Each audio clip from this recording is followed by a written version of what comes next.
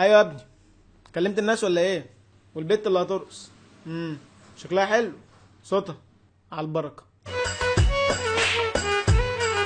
الفيديو لازم يبدا بحته اكشن كده عشان تكمل الفيديو للاخر. داخله واحده كده فبص تلاقي واد عرفته من ظهره، اللي هو انا مكشوف عني اللباس، اعرفك من قفاك وما اعرفكش من وشك. هو انت؟ طب استنى ما اقلع النضاره عشان اشوفك بقى. طخ على قفاك. رهيبه والله الوليه دي. الواد طبعا اتسكع القفا من هنا، نزل اتدلق على السلم يعني، بس بلاش الاوفر ده.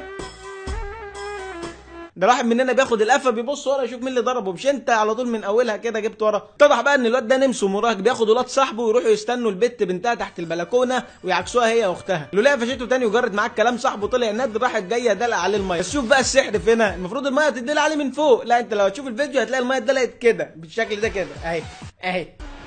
المخرج الناصح يقول لها ايه استحلفي له بقى. فالطبيعي واقفه في البلكونه والواد تحت، المفروض تعمل له كده. لا تقريبا الكاميرا اللي تحت اتبلت، فقال لها خلاص بص للكاميرا اللي وراكي دي واعملي كده، مش مشكله شغال يعني. نبدا بقى نخش في صلب الاغنيه. قالوا لي فين الجدعنه، قالوا لي فين، قالوا لي فين الجدعنه، قالوا لي فين. اقول لك فين ولا تزعلش. في الحقيقه الراجل مكلف نفسه وراحوا الفسطاط اتصوروا لهم عند الملاهي، وقال لك كده تعالوا نقطع تذكره شويه ونروح دريم بارك نقطع لنا تذكره ونتصور ورا الشلال. بحبها من 100 سنه، قالوا لي فين.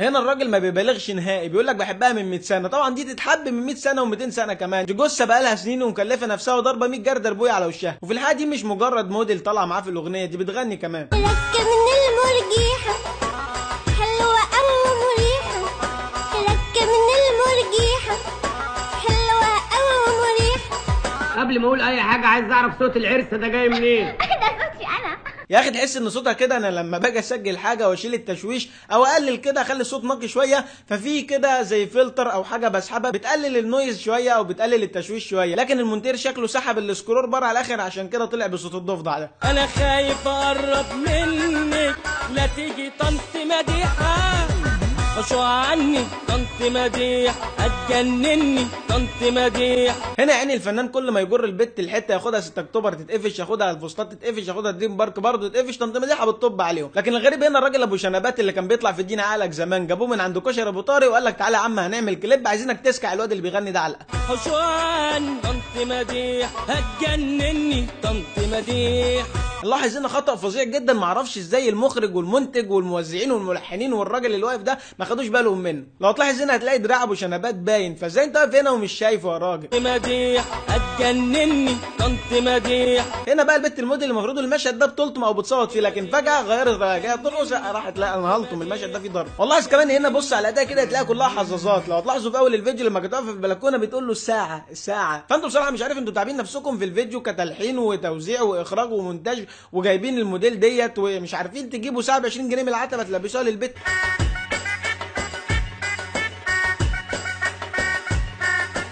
هنا بقى اللقطه اللي ناس كتير ممكن تعديها وما تاخدش بالهم منها، ده يا جماعه اعلان في الفيديو. عجبني قوي تفكير المخرج كده في الفيديو، قال لك نجيب اعلان كده لاي شركه ولا اي محل، فتقريبا الحاج مسعد ده قال لك اعمل لك اعلان في الفيديو كده وخش بتقلي، او ممكن يكون لها تفسير تاني ان العريس ده اللي جاي يتقدم هو ابن العطار فجاي يتقدم للبت. لكن بصراحه مش عارف افهم ايه التفسير انه يجيب الشركه بعد كده مشهد انه جاي يتقدم للعروسه.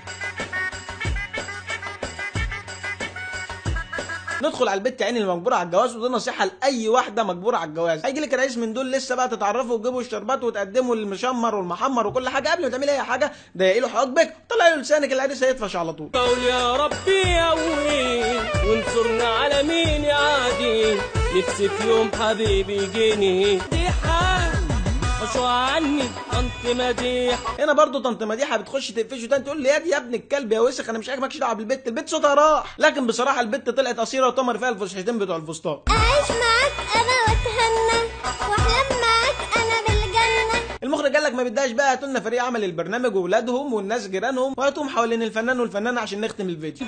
طنط مديحه هاتولي طنط مديحه روح قلبي طنط مديحه. في النهايه ما يسعنيش الا اني اوجه رساله شكر وتقدير للمطرب العالمي احمد ابو شامه والفنانه داليا حسن، واقول لهم ميتين امكم على ميتين ام الكليب، على ميتين ام المنتج، على ميتين ام المخرج، على ميتين ام اللي اخترع الاغنيه، على ميتين ام اللي كتب الكلمات، على ميتين ام اللي لحن، على اللي وزع، على اللي وداكم الفسطاط، على اللي وداكم دريم بارك، على اللي وداكم 6 اكتوبر، ومن بابا وماما وتيتا وطنط مديحه بنقول لهم ميتين امكم جميعا، والسلام عليكم ورحمه الله وبركاته.